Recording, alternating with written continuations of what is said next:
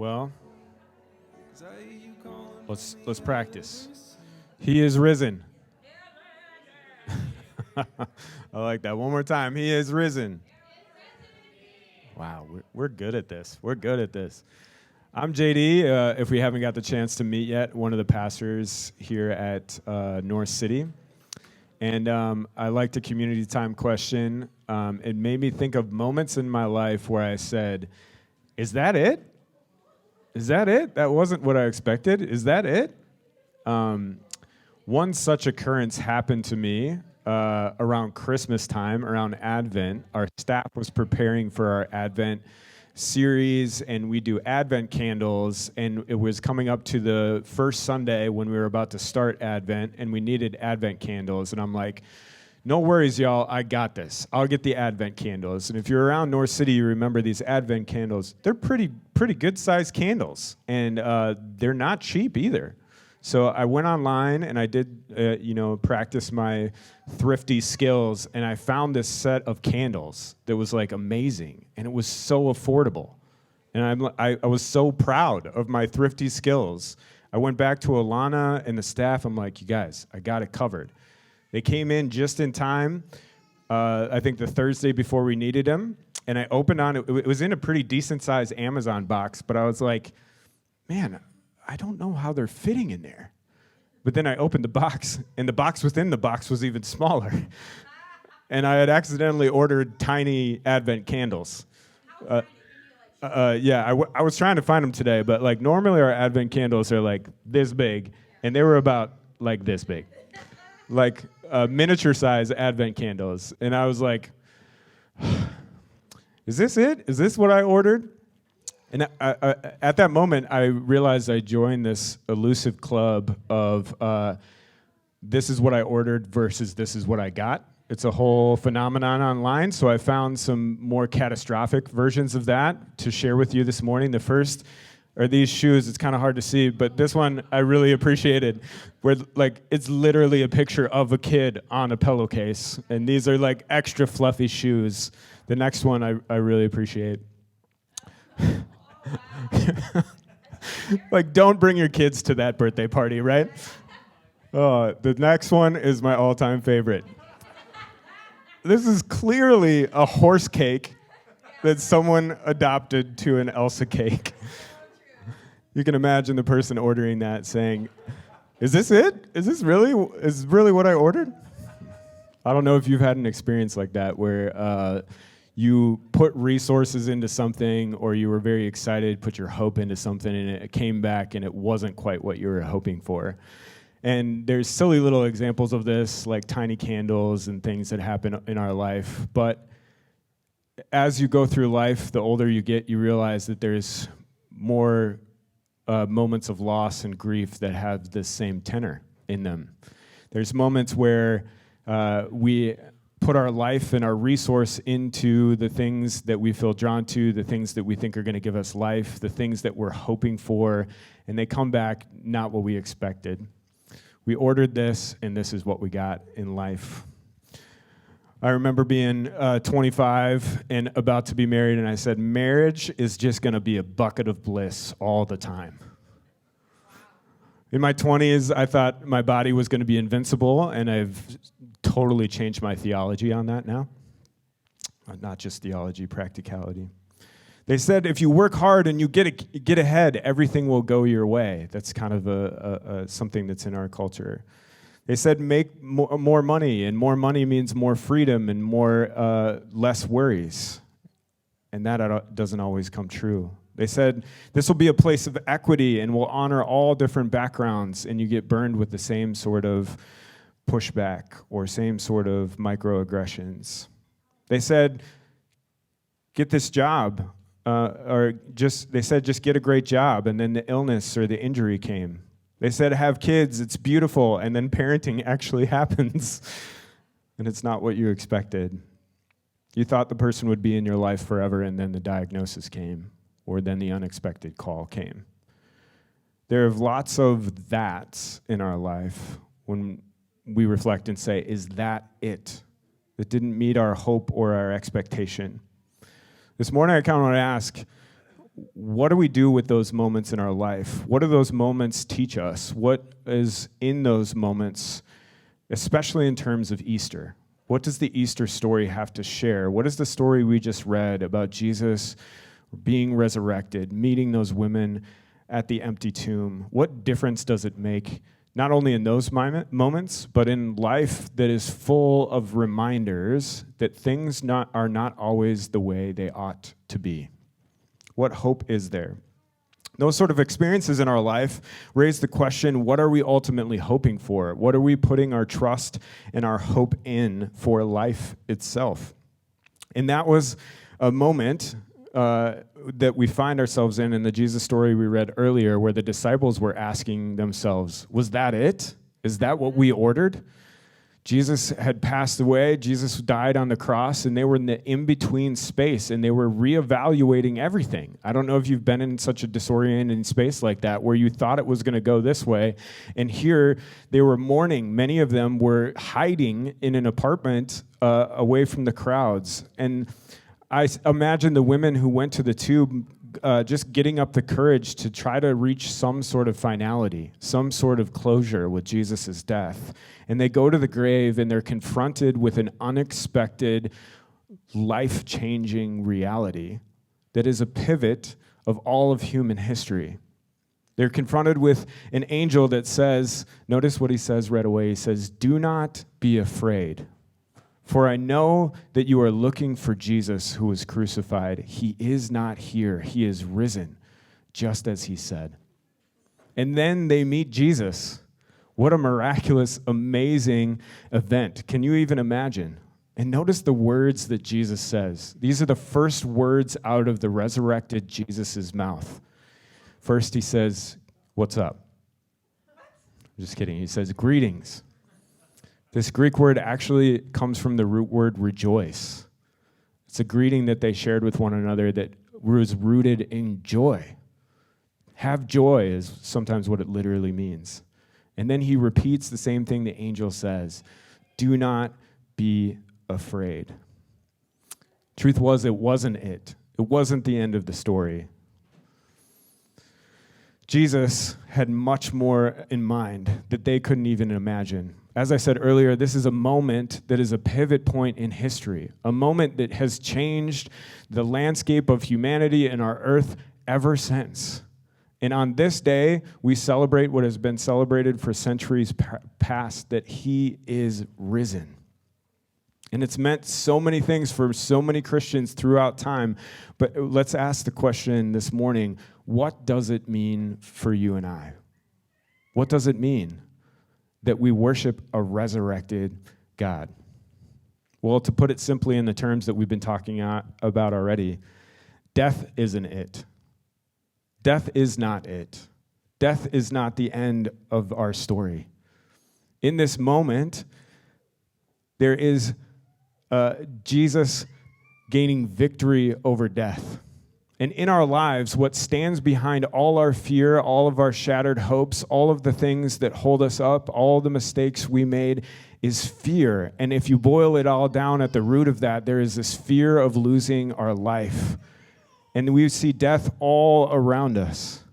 In a moment of celebration, in a moment of theological brain dump, Paul in 1 Corinthians 15 goes off for a whole chapter talking about the beauty and the glory of resurrection, and he concludes those words with this, and they're words that we sang earlier. He says, "When the perishable has been clothed with the imperishable, and the mortal with immortality, then the saying that is written will come true. Death has been swallowed up in victory. Where, O death, is your victory? Where, O death, is your sting? The sting of death is sin, and the power of sin is the law. But thanks be to God, he gives us victory through the Lord Jesus Christ." That phrase, the sting of death is sin. That's what I was talking about earlier, that behind our fears of one another, behind our apprehensions and anxiety, there is this acknowledgement of the fear that we will all face unless Jesus comes back in our lifetime, this fear of death, the end of our life. In this moment in history, God deals with death. God deals with that which is at the root of all that isn't right in the world. And on this day, Jesus is saying, I have the power to take on all of that brokenness and overcome it in my power and say that death is not the end of our story. I think a word for us in this, and I know it's a word for me in my life, is that when I get distracted, when I get caught up in my fear and anxieties, it's easy for me to trust my imperishable heart, my eternal soul, with things that are perishable in this world. I wrap up my very being and my existence on whether I get this or get that, whether or not this goes well for me, whether or not I achieve that. And that is a missing of the beauty and the profoundness of Jesus' resurrection. That is being beholden to that which is ultimately not eternal in our lives. I think if it were Jesus were here today, he wants more for us than tiny candles. He wants more for us than tiny candles. And I know in this life there are things that are out of our control because death still has a grip in some ways in the world around us. But Jesus would want us to know that we don't have to settle for tiny candles. We can trust in him, in his resurrection power, that it has changed our past, that it influences our present, and it changes our future. When Jesus rose from the grave, it was a stamp in history that was the beginning of the end of the reign of death in our world. And each of us, when he comes to us as a resurrected Jesus, looks at our past and it says, no matter how you've experienced the effects of evil and death in this world, whether you have participated in that or things have been done to you, that matters not anymore. In relationship with Jesus on the cross, he took on all of that brokenness, all of that pain, and took it into himself, bore it on the cross, and said, my love and power is stronger. And he came back to life. In the present, that means that though we face death all day long, that's a phrase straight out of Paul's mouth, though we face suffering and grief all day long, we have this hope in Jesus that he can bring to bear even in our present day, even in our everyday life, the resurrection power that rose him from the grave that day. Paul says that same power dwells in us when we believe in Jesus, when we have a relationship with him. This is also a future hope for us, and this is what Paul speaks of when the imperishable or the perishable is clothed with the imperishable. He's talking about the end of all things. The hope that we have as Christians, that this world, the end of the story isn't death, but it's just a beginning of a life forever with God when Jesus comes back and brings the fullness of the power of resurrection in the world around us where we experience brokenness all the time. I love the beauty of how Peter puts this reality. In 1 Peter, he's sending this letter, and it's just crazy to think about. Here's Peter, one of the people that Jesus was talking about to Mary to go to tell, writing this to his friends, the people that he loved, about the implications of the resurrection in our everyday life. He says this, praise be to God, the Father of our Lord Jesus Christ. In his great mercy, he gives us new birth into a living hope. A hope not based on things that are dead, not based on the tiny candles of our life, not based on the next achievement, but a living, resurrected hope through the resurrection of Jesus Christ from the dead, and into an inheritance that can never perish, spoil, or fade. The inheritance is kept in heaven for you, who through faith are shielded by God's power until the coming of the salvation, that future that I talked about, that is ready to be revealed in the last time. In all this, we greatly rejoice. How ridiculous is it to rejoice in the midst of suffering and pain? But that's what Christ's resurrection enables us to do. Though now for a little while we have suffered grief in all kinds of trials. Who can resonate with that in this room? These have come so that they've proven the faith, the connection, the relationship we have with the risen Lord. Of greater worth than gold, these trials are, which perish even though refined by fire, may result in praise and glory and honor to Jesus Christ when Jesus Christ is revealed. Though you have not seen him. And this is a word for us. I know we don't have the advantage of having Peter's story of being there, touching Jesus, being with him, but he says this as a word of encouragement. Though you have not seen him, you love him. And even though you do not see him now, you believe in him and are filled with inexpressible and glorious joy, for you have received the end result of your faith, the salvation of your souls.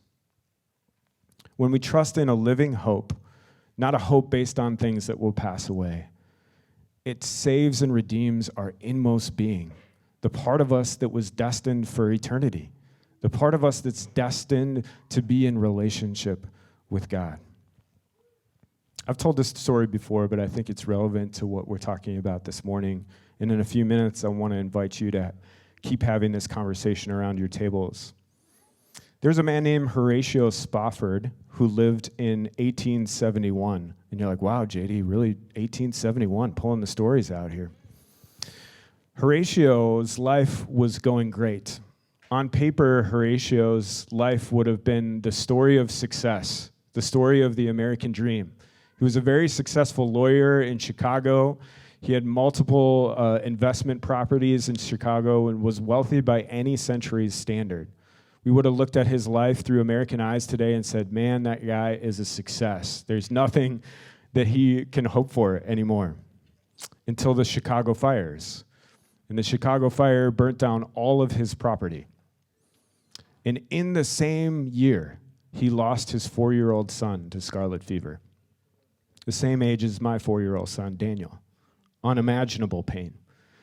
And in the midst of that grief, losing everything and trying to pick the pieces of his life up together, he had 3 daughters and a wife, and he planned a getaway to Europe. And so they planned, it took like a month to get there back then. So they planned a ship, and they had all the arrangements. And he was about to go onto the ship, and he was called into business there in New York where they were leaving, so he sent his family on without him. From the journey from New York to England, they encountered rough waters, and the ship went down, and he lost all 3 of his daughters. And all he received back was a telegraph from his wife that said, I'm the only one who is saved. What do I do now? And I'm sure he was asking the same exact question. What do I do now? He hopped on the next ship over to New York, and the captain, knowing of the story, paused the ship over where his daughters had been lost at sea. And he gave him a moment of grief and loss. And it was in that moment he pulled out his journal and he penned these words. When peace like a river attendeth my soul, when sorrows like sea billows roll, whatever my lot, thou hast taught me to say, and you probably know the last line, it is well with my soul. What kind of reality, what kind of belief, what kind of truth does it take in the face of all of that grief and death to pen those words? I would submit a belief in the resurrected Jesus, a belief that we live in a time that though there's death and the world is not the way that it should be, a belief, even in the midst of intense grief, that a resurrected Jesus is working for the renewal of all things in our world. Clinging not to his possessions, not even to his closest family relationships, but trusting and entrusting those things to Jesus and his resurrection power. Entrusting in that moment that death, even having experienced so much of it, was not the end of the story. Easter is the same invitation to us. It's an invitation to have that sort of resilient faith, no matter what circumstance we find, no matter what context we're in. I just want to invite you with to think about, in a few minutes, we're going to talk around tables, what stood out to you? What difference do you think this reality could make in your life? And I want you to consider actually a step. I know we don't have a lot of applications at North City when we tell Jesus stories, but I can't not talk about this and talk about this living hope without offering for us who've been baptized to remember our baptism, and for those of us who haven't experienced baptism, to think about it as a step of faith in response to this living hope, into this resurrection reality. When Christians practice baptism, it's a way of acting out the hope that we have. Traditionally, you are dunked under the water, and the water represents the chaos of the life that we experience. And it's a participation in the death of Jesus. It's an acknowledgement that however much we try in our life, we can't beat death. And we'll succumb to it if we try on our own power. And there you are under the water, helpless, and someone from your community in the power of Jesus, in the name of Jesus, raises you out of the chaos in hope, in an act of resurrection into new life and a new birth that's intertwined with Jesus' resurrection power. And so if you have experienced baptism, what better thing to do than to remember that on this day with whatever grief you carry? And if you've not experienced baptism, let's talk about it. We can make it happen here. There'll be some funky logistics, but we could figure it out here in this room. I know a guy with a mobile baptism situation. Seriously, though, I would love to talk to you about that. And if you, as parents, have been talking with your kids about what resurrection means in Jesus, and they're at the point in their lives where it makes sense for them to choose that public proclamation of their faith in Jesus, let's talk about that too. All right, let's turn around in our tables and just say one thing that stood out to you, one thing, how you think this makes a difference in our lives today. Sound good? Let me read these words over you as a blessing as you go out into your week with the hope that death is not the end of our story, but life is. No guilt in life, no fear in death. This is the power of Christ in me. From life's first cry to final breath, Jesus, would you command my destiny? No power of hell and no scheme of man can pluck me from his hand. And so till he returns or calls me home, here in the power of Christ I'll stand. Be blessed with the hope of new life in Jesus. Happy Easter. Thanks for joining us today.